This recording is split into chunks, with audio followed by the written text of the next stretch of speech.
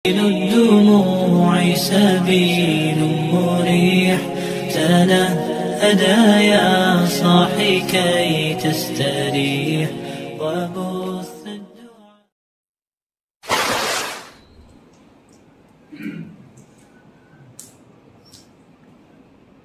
فاظفر بذات الدين تربت يداك. Fazfar aiqayatul bughya. Kemudian kamu pilih dengan perempuan yang memiliki agama, taat beragama, salehah, keluarga yang baik. Fazfar bidzati din taribat yadak. Kau akan beruntung. Atau illam taf'al ma arsyadtuka ilaihi, jika kamu tidak melakukan apa yang saya tunjukkan dalam hal ini, maka kamu akan menjadi miskin. Taribat yadak, kau akan miskin, iftaqarta. Tetapi kalau kau memilih di antara semua dan kau pilih mengedepankan agama, taribat yadak, beruntung. Tetapi jika kamu tidak melakukan apa yang saya tunjukkan, kata Rasulullah SAW dalam penjelasan, maka kamu akan miskin. Miskin bisa miskin kemuliaan, miskin agama, dan sebagainya. Ada orang menikahi bukan karena hartanya, bukan karena cantiknya, bukan karena karena agama dan martabatnya. Ada cerita seorang ulama menikahi seorang perempuan dan janda karena kitabnya. Karena kitab. Namanya Imam Ishaq bin Rahawai, ulama besar di zaman salaf. Imam Ishaq bin Rahawai itu tazawwaja armalah, dia nikahi seorang janda. Karena zawjaha al-mutawaffa kana indahu kutubil imam Syafi'i radhiyallahu anhu. Al-Imam Ishaq bin Rahawai menikahi janda karena suaminya meninggal. Kenapa dia ngotot mau menikahi itu yang janda yang sudah berumur itu? Karena yang perempuan itu suaminya dulu yang mati itu ada kitabnya, koleksinya kitabnya Imam Syafi'i. Berarti dicinta ilmu. Wakilah orang tanya sama dia, kenapa kau ma'amalaka ala zalik? Kenapa kamu senang menikahi yang janda yang sudah berumur itu? Dia bilang, tunkahul mar'atu likutubiha. Saya menikahi, artinya perempuan itu dinikahi karena kitabnya. Dia senang karena dia memiliki koleksi kitabnya Imam Syafi'i. Berarti dia tidak melihat lagi siapa itu janda ke apakah ini. Dia lihat ada kitabnya Imam. Nandakan dia pecinta ilmu agama.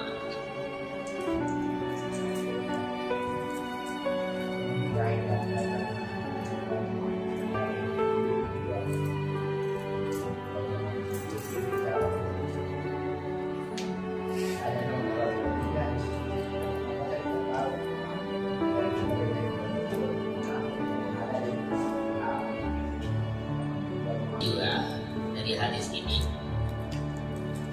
memang perhatian kita adalah 4 ini: nasab, cantik, berharta, punya agama. Tapi kalau tidak ada yang lain, pilihlah yang beragama.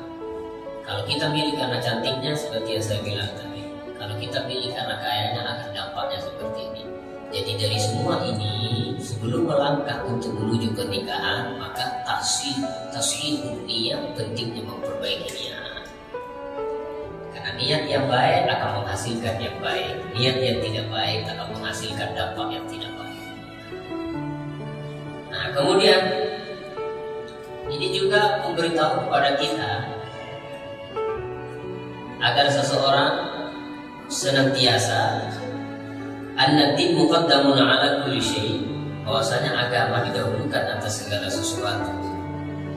Tapi kalau dia beragama dan memiliki yang lain-lainnya seperti perbuatannya baik dan dia berharta, silakan, tapi tetap niatnya dijaga. agar menghasilkan dengan niat yang baik keturunan yang baik. Jadi maaf yang para jomblo silahkan pilihlah yang belum menikah. Jamaah yang dirahmati Allah Subhanahu wa taala. Nah, dari sini kita pentingnya untuk mencari pasangan yang kita inginkan, tentunya dengan berlandaskan agama yang baik untuk membawa keberuntungan di dunia sampai di akhirat. Nah, kemudian bagaimana? Kapan menikah bagus?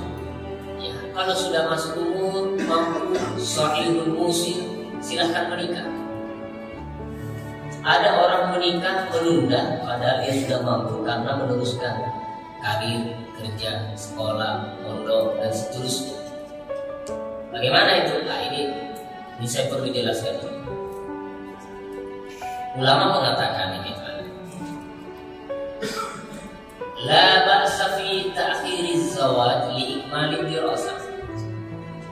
Tidak mengapa mengakhirkan nikah karena ingin menyempurnakan sekolah. Karena selesaikan doktor, selesaikan ini, selesaikan. La ba'sa, enggak ada masalah. Fi ta'khiriz zawaj li ikmalid dirasah ba'da bulughi sinni taklif. Tak mengapa mengakhirkan nikah karena ingin menyempurnakan sekolah studi. Setelah anak itu mencapai usia balik, usia mapan untuk menikah, 25 tahun, 24 tahun. In kana la yakhafu ala nafsihi al-wuqu'a fil ma'siyah fil muddati allati yaqdiha lidirasah. Dengan catatan boleh mengakhirkan, dengan catatan tidak ada rasa takut dan khawatir pada dirinya akan terjerumus dalam kemaksiatan di masa dia menyelesaikan studi. Contoh, karena farigal qalbi anil bayi ila nisa wa rukuni ilaihinna, seperti hatinya kosong, tidak ada kecondongan kepada perempuan, tidak ada ini, tidak ada syahwat, tidak ada gangguan kepada perempuan, tidak terhindar dari maksiat dengan perempuan, terjaga, atau dia mampu menjaga tangannya tidak menikahi kemaluannya, dia tidak berbuat onani, dia tidak melakukan ini dan itu, silakan. Tidak apa-apa lagi. Tapi wa amma in kana hunaka haja ila zawaj khaufan an yaqa fi ma'siyah fil muddati allati yaqdiha lidirasah ka khawfi al-wuqu'i fil istimna' bi yadihi aw shi'aq bainan nisa aw murasalati nisa ila janabin aw ghairihi ka zina wal yaz billah fal wajibu al mubadara ila zawaj idza tayassar. Tapi kalau di sana ada keperluan dalam menikah, khawatir tidak menikah ini terjerumus maksiat, syahwat terus, saya sama perempuan, dulu sama perempuan syahwat terus, ketemu ini syahwat terus, ketemu ini pikiran kemana-mana. Kalau memang dia mudah untuk menikah, menikahlah, karena menjaga agama lebih didahulukan daripada menyelesaikan pendidikan tapi tidak bisa menjaga agama. Makanya saya banyak lihat itu anak-anaknya Habib, Sayyid, rata-rata 17 tahun, 18 tahun menikah, 20 tahun nih, lalu ini anak-anak ya, saya belajar di Hadramaut itu rata-rata nikah 20, 21, 22, lalu ini. Kenapa dinikahkan cepat? Agar terjaga agamanya. Apalagi sekarang ini zaman fitnah, jadi sekali godaan. Apalagi udah lolo tersangka bayi dalam bab, hari tunda-tunda ya. Kecuali kalau tidak duina, tidak mampu, atau mau melamar tidak ada yang mau, ada uzur itu.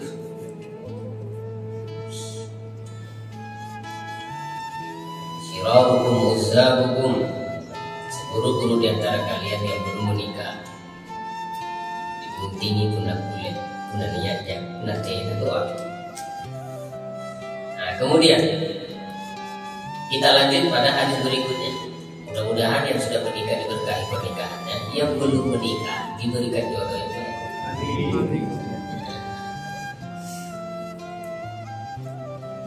Sini kan rata-rata sudah ada, semua rata-rata sudah menikah sih, tidak ada yang jomblo.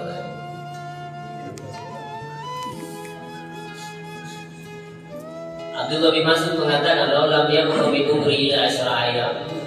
Andaikan, kata Abdullah bin Mas'ud, andaikan saya tidak tersisa umurku di dunia kecuali 10 hari lagi dan saya masih jomblo, maka saya berniat dan bersungguh-sungguh ingin menikah agar saya tidak berjumpa dengan Allah dalam keadaan itu. Sahabat, doalah, ya Allah berikan saya pendamping dunia akhirat. Jangan sampai di dunia tidak ada pendamping, di akhirat tidak ada pendamping, alias ahli neraka. Tidak ada orang di neraka pendamping, kan di surga itu kan ada dampingan. Ini dampingnya didampingi bidadari damping. Bunda di dunia jomblo, akhirat jomblo, naudzubillah min dzalik. Yang sudah ada, alhamdulillah. Baik, kemudian al-hadits al-tis'un. Hadis yang ke-93.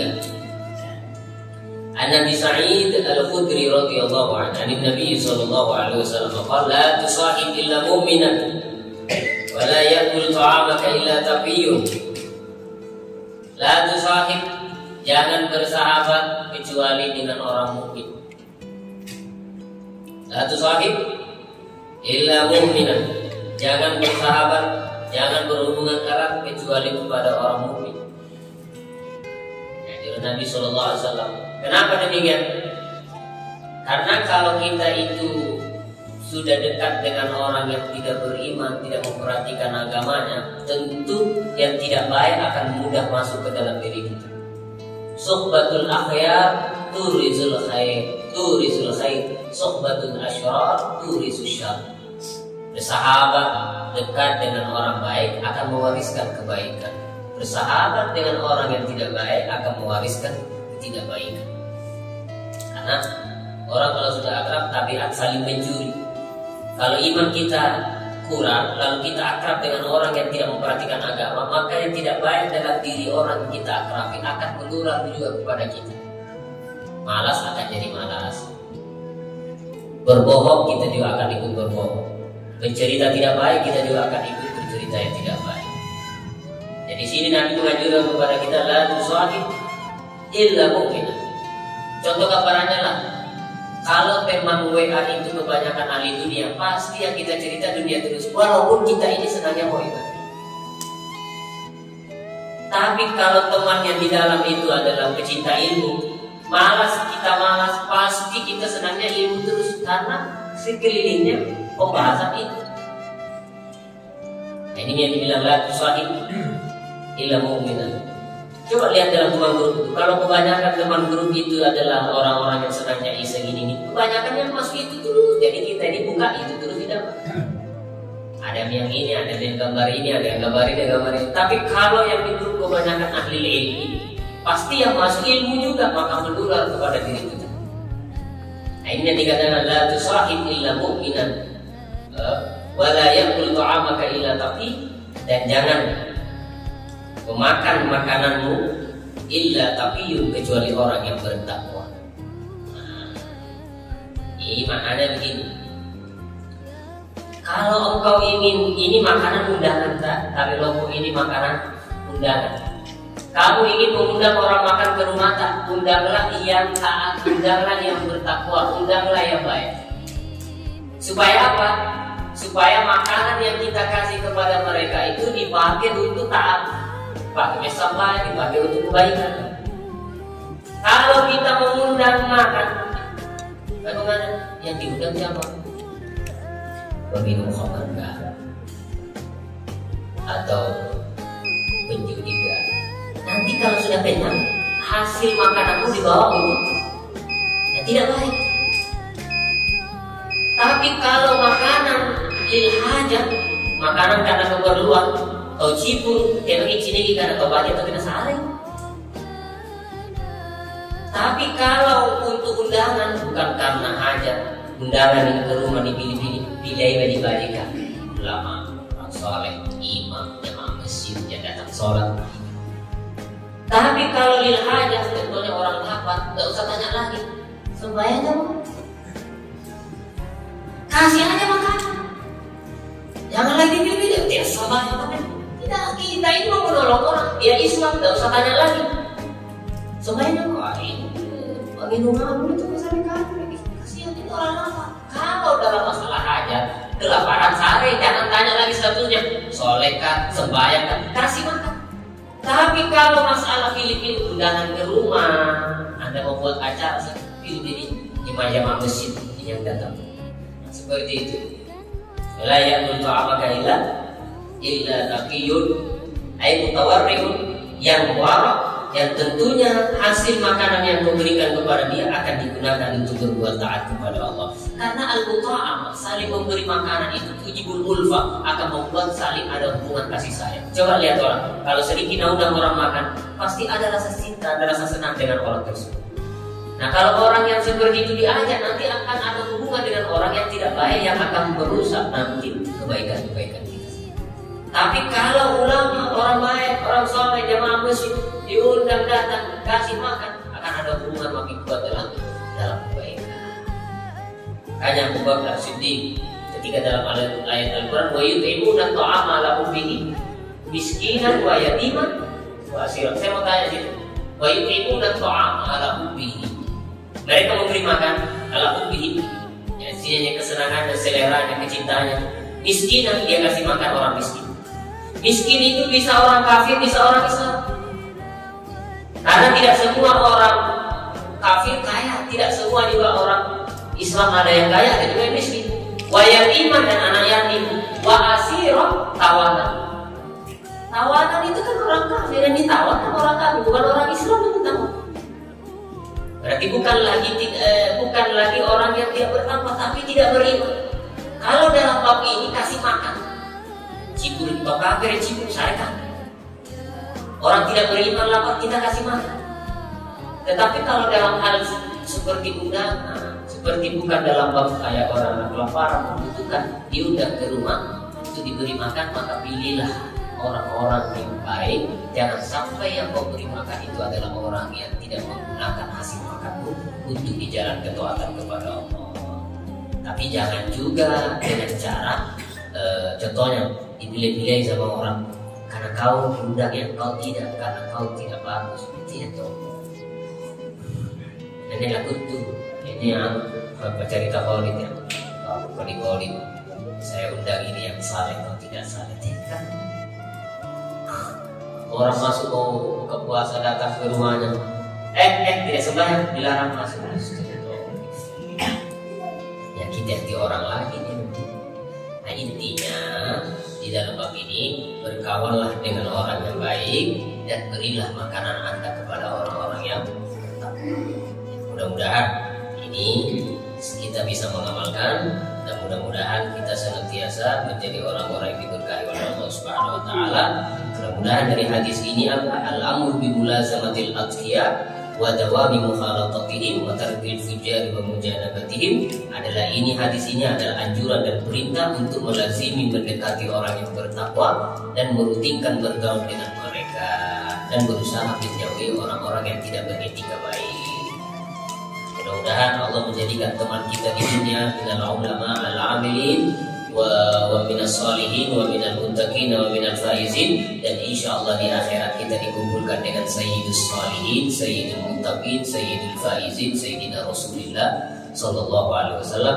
Di dunia berkumpul dengan para pewaris Nabi, di akhirat berkumpul dengan Rasulullah ba'da tulil umri fi khairin wa lutfin wa afi wa salama. Setelah kita sama-sama umur panjang, sehat walafiat, seluruh yang hati segala hajat kabul, aman dari fitnah, musibah, afat dan ahad. Rabbana atina fid dunya hasanah wa fil akhirati hasanah wa qina adzabannar. Sallallahu ala sayyidina Muhammad wa alihi wa sahbihi ajma'in walhamdulillahi rabbil alamin. Demikian dari kami, ada berkah. Assalamualaikum warahmatullahi wabarakatuh.